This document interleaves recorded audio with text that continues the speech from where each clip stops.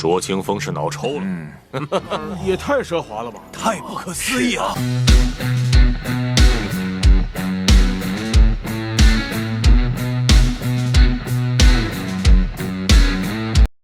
Halo guys, halo semuanya. Kembali lagi bersama Mimin di channel Alur Cerita Film.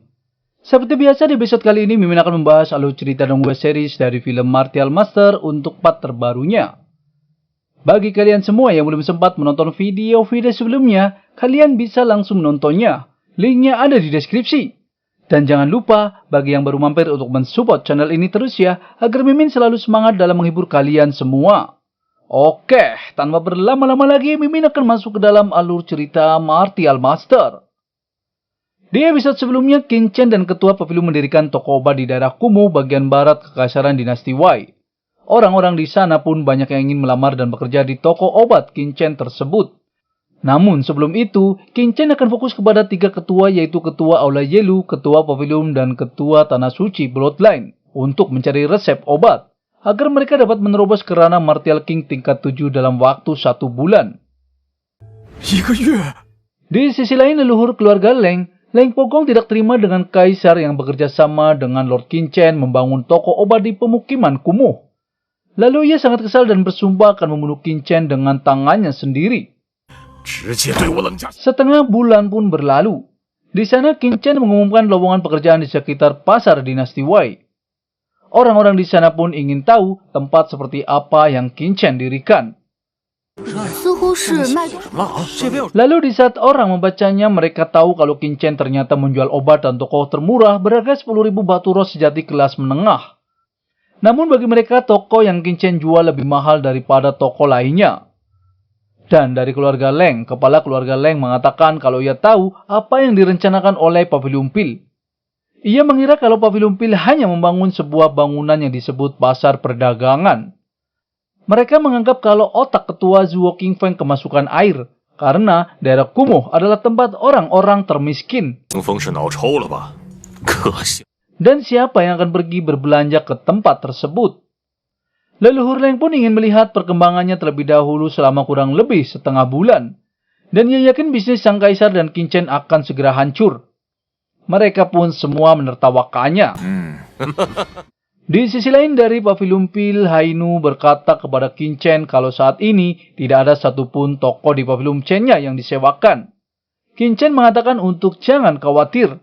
Ia menanyakan kepada Hainu, Pavilion Pil, Aula Senjata, dan Tanah Suci Bloodline, apakah semuanya tokonya sudah berpindah ke tempat Pavilion Chen. Lalu Hainu menjawab kalau mereka semua sudah masuk dan akan berpindah toko ke bagian kumuh besok. Qin Chen pun akan menunggu pertunjukannya. Dan waktu pun telah berganti. Orang-orang bertanya kenapa toko-toko Pavilion Pil, Aula Senjata, dan Tanah Suci Bloodline tidak berjualan lagi dan kosong di sekitar kekaisaran. Mereka hanya mendengar kalau mereka semua sudah berpindah tempat. Lalu salah satu orang di sana memberitahu kalau Pavilion Pil, Aula Senjata, dan Tanah Suci Bloodline sudah memindahkan tokonya ke pusat perdagangan Pavilion Chen. Mereka semua pun terkejut kenapa toko-toko Pavilion telah berpindah tempat ke Pavilion Chen. Mereka semua pun langsung berbondong-bondong pergi ke pusat perdagangan Pavilion Chen.